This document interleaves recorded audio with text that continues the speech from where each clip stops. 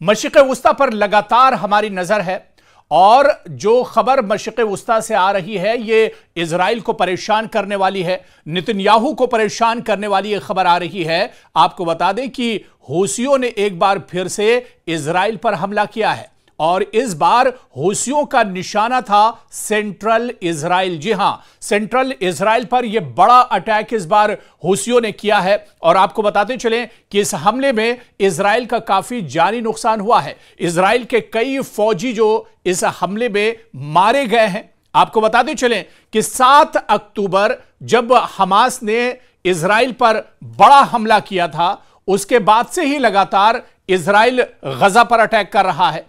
Israel को तकरीबन Nesto नाबूद कर दिया है इजराइल ने गजा को, और अब इजराइल की इस लड़ाई में, हमास और इजराइल की इस लड़ाई में जो सबसे बड़ा और जो सबसे अहम किरदार है वो हूसी फौजी हैं। जी हां, हूसी जो लड़ाका है वो लगातार इजराइल के लिए दर्द सर बने हुए हैं, नेतन्याहू के लिए दर्द सर बने हुए हैं।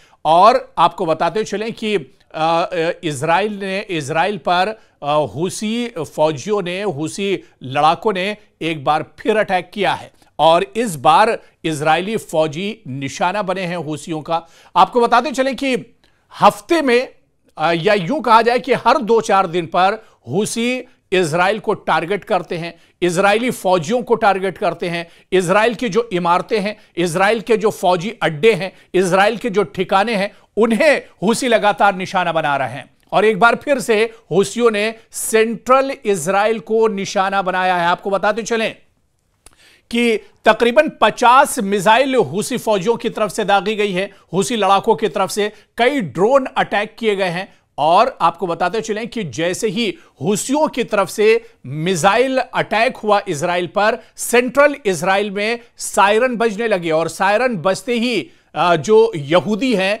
जो इजराइल के रहने वाले हैं, उनके हवास बाख्ता हो गए, डर गए। फिर से उनके मन में कहीं ना कहीं 7 अक्टूबर की वो तस्वीर उभर आई जब हमास ने बड़ा हमला किया था। 1200 यहूदी मारे गए थे इस हमले में, 240 यहूदियों का अगवा हमास ने किया था। और एक बार फिर से 7 अक्टूबर का जो डर था वो एक बार फिर से यहूदियों पर हावी हो गया, इजराइलियों पर एक बार फिर से 7 अक्टूबर वाला जो डर और खौफ था वो एक तरह से तारी हो गया। अचानक पूरे शहर में सायरन बजने लगे क्योंकि तकरीबन 50 मिसाइल के जरिए, एक साथ 50 मिसाइल हूसी लड़ाकों ने इजराइल पर दागे थे। और आपको बताते चलें कि इसमें इजराइल का जानी नुकसान हुआ है, कई इजरायली फौजी मारे गए हैं, कई जख्मी हुए हैं। और आपको यह भी बताते चलें कि लगातार इजराइल यह बड़ा इल्जाम लगाता है कि हूसी जो लड़ाके हैं वो दरअसल यमन के हैं, लेकिन इन्हें सपोर्ट ईरान करता है। जी हां, और इजराइल इससे पहले भी यह बात कई बार कह चुका है कि जो मिसाइल हैं या जो ड्रोन का इस्तेमाल हूसी लड़ाके करते हैं ये दरअसल मेड इन ईरान है। और ईरान का जो ड्रोन है, जिसे शहीद ड्रोन नाम दिया जाता है, या अलसमद 3 जो ड्रोन है ईरान का, इस बारे में भी इजराइल इल्जाम लगा चुका है कि ईरान के ये 2 ड्रोन, शहीद ड्रोन की जो दूरी है वो तकरीबन 2000 किलोमीटर तय कर सकता है। अलसमद जो ड्रोन ईरान का है ये 1600 किलोमीटर की दूरी तय कर सकता है। और इजराइल बार बार इस बात को कहता है कि जो ड्रोन का इस्तेमाल हूसी लड़ाके कर रहे हैं दरअसल ये मेड इन ईरान है। और जो मिसाइल, आपको बताते चलें कि लेटेस्ट मिसाइल, पिछले दिनों जिस तरह से तल अबीब में बिन गोरियन एयरबेस, जो इजराइल का बहुत इंपॉर्टेंट एयरबेस है, इस पर बैलिस्टिक मिसाइल से हूसी लड़ाकों ने अटैक किया था। बैलिस्टिक मिसाइल का इस्तेमाल हूसी लड़ाके कर रहे हैं। आपको बताते चले कि 7 अक्टूबर को जब हमास और इजराइल के दरमियान जंग शुरू हुई थी और उसके बाद यह तनाव और ज्यादा बढ़ा था और इस लड़ाई में बीच में फिलिस्तीनियों के हक में एक तरह से मैदान में निकलकर हूसी लड़ाके आए थे और हूसी लड़ाकों ने यह ऐलान किया था और इजराइल को एक तरह से यह बड़ा चैलेंज दिया था। और यह हूसी लड़ाकों ने कहा था कि रेड सी, जिसे बहरे अहमर भी कहा जाता है, कि अगर इजराइल अपनी नापाक हरकतों को नहीं छोड़ता है, इजराइल अगर गजा पर जंगबंदी नहीं करता है तो रेड सी के अंदर उसके जितने भी जहाज हैं, उसके जितने भी कंटेनर्स हैं, उन्हें एक तरह से हूसी निशाना बनाएगा। और आपको बताते चलें, कहीं ना कहीं इजराइल पर एक बहुत बड़ा दबाव है, इजराइल के लिए बहुत बड़ा दर्द सर है ये हूसी लड़ाके जो लगातार इजराइल पर हमले करते रहते हैं, इजराइल के फौजियों को निशाना बनाते रहते हैं। पिछले अगर सिर्फ 15 दिनों की बात की जाए तो 3-4 ऐसे मौके आए हैं जब हूसी लड़ाकों ने इजरायली फौजियों को निशाना बनाया है। चाहे बिन गुरियन एयरपोर्ट की बात की जाए, एयरबेस की बात की जाए, जहां पर बैलिस्टिक मिसाइल से अटैक किया था, कई इजरायली फौजी मारे गए थे, एयरपोर्ट को काफी ज्यादा नुकसान पहुंचा था। और इससे पहले भी बिन गुरियन एयरपोर्ट जो इजराइल का बहुत इंपॉर्टेंट एयरपोर्ट है, एयरबेस है, इस पर इससे पहले भी हूसी लड़ाके टारगेट करते रहे, निशाना बनाते रहे। और इससे पहले भी हूसी लड़ाकों ने पूरी दुनिया को एक तरह से अलर्ट किया था और चेताया था कि बिन गुरियन एयरपोर्ट पर आप अपने तैयारी या अपने जहाज ना भेजें क्योंकि वो उनके जद में आ सकते हैं। और उन्होंने कहा था कि बिन गुरियन जो एयरपोर्ट है इजराइल का, ये हूसियों के टारगेट पर है, हूसियों के जद में एक तरह से आता है। और इससे पहले भी कई बार बिन गुरियन एयरपोर्ट पर हूसी लड़ाके अटैक कर चुके हैं।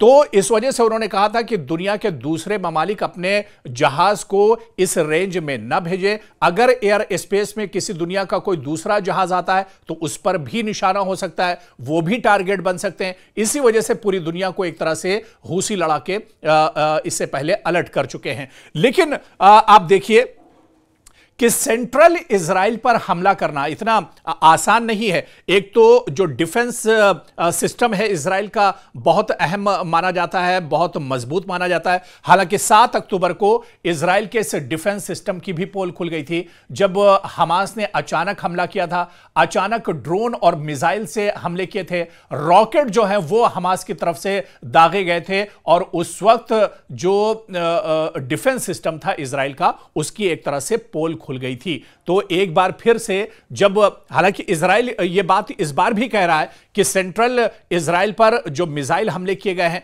जो ड्रोन हमले किए गए हैं, इन ज्यादातर मिसाइल्स को उसके डिफेंस सिस्टम ने एक तरह से रोक लिया है। लेकिन हूसियों का यह कहना है, और जो खबर आई है बाकायदा इजराइल ने भी इसकी तस्दीक की है कि इस मिसाइल अटैक में और ड्रोन हमले में इजराइल के कई फौजी मारे गए हैं, कई जख्मी हुए हैं। और आपको बताते चलें कि इस बात की तस्दीक खुद इजराइल ने भी की है, इजराइल के मीडिया ने इस बात की तस्दीक की है। यानी जो दावे इजराइल करता है अपने डिफेंस सिस्टम को लेकर, उन दावों में कहीं ना कहीं एक तरह से सच्चाई नहीं है। और कुल मिलाकर अब इजराइल जो है परेशानियों का शिकार है। और इजराइल बार बार दावे करता है कि हूसियों को तबाह कर देंगे, बर्बाद कर देंगे, नेस्तनाबूद कर देंगे। लेकिन हूसी लड़ाके कहीं ना कहीं अपने मिशन में कामयाब हैं। और यही वजह है कि हूसी लगातार इजराइल को टारगेट कर रहे हैं। हर 2-4 दिन के बाद कहीं ना कहीं इजराइल, जिस तरह से हमने बताया कि इजराइल के चाहे फौजी हों, इजराइल के चाहे वो सैन्य फौजी अड्डे हों या इजराइल से जुड़े हुए दूसरे जो मकामात हैं, वहां पर हूसी अटैक करते हैं और उन्हें निशाना बनाते हैं। एक वक्त तो ऐसा था कि बहरे अहमर में हूसियों की एक तरह से हूसियों का डर इतना ज्यादा बढ़ गया था कि इजराइल ने एक तरह से जो अपने पानी के जहाज हैं उन्हें रोक लगा दी थी, उनको जाने से मना कर दिया था। तो कहीं ना कहीं दबाव एक तरह से इजराइल पर बढ़ता जा रहा है। और ये हमले जो बार बार हो रहे हैं, इन हमलों को इजराइल नहीं रोक पा रहा है। यह बिल्कुल सच्चाई है कि बेबस नजर आ रहा है इजराइल।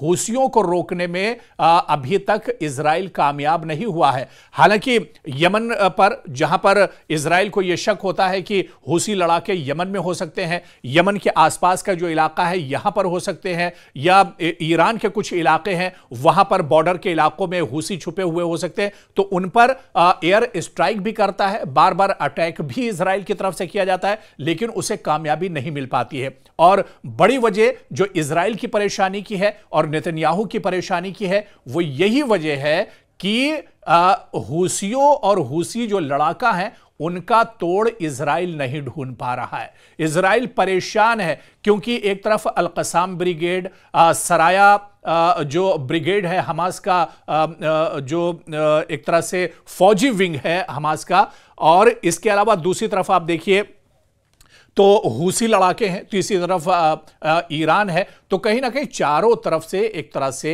अब जो इजराइल है वो घिरता जा रहा है। और इससे पहले की भी जो स्टोरी हमने कवर की थी उसमें भी हमने आपको बताया था कि इजराइल दरअसल चारों तरफ से घिर चुका है। और इजराइल की परेशानी का सबसे बड़ा सबब यही है कि इजराइल अब रास्ता ढूंढ रहा है इस जंग से निकलने का, कि गजा में जो जंग इजराइल ने शुरू की थी आखिर वो अब कहां से निकले।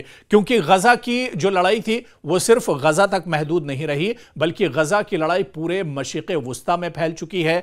गजा, उसके बाद यमन, उसके बाद आप आइए ईरान, और ये जो पूरा खित्ता है मशरिक़ वुस्ता का एक तरह से जंग में पूरे तौर से उलझ चुका है। और खास बात यह है, जिस तरह से 2 दिन पहले ही ईरान ने बड़ी धमकी अमेरिका को दी है और उसने कहा है कि वो अमेरिका की किसी भी तजवीज़ को मानने के लिए तैयार नहीं है। ऐसे में इजराइल की पेशानी पर शिकन और ज्यादा पड़ गई है, क्योंकि अमेरिका को दबाने का काम इजराइल, माफ कीजिएगा, ईरान को दबाने का काम इजराइल अमेरिका के जरिए से करना चाह रहा था, लेकिन दूसरी तरफ ईरान झुकने को तैयार नहीं है। ऐसे में कहीं ना कहीं परेशानी इजराइल की और ज्यादा बढ़ गई है। और इसके अलावा जो हूसी लड़ाके हैं ये दर्दसर बने हुए हैं इजराइल के लिए और बिन्यामिन नेतन्याहू के लिए। ऐसे में आने वाले दिनों में क्या रुख होगा इस लड़ाई का,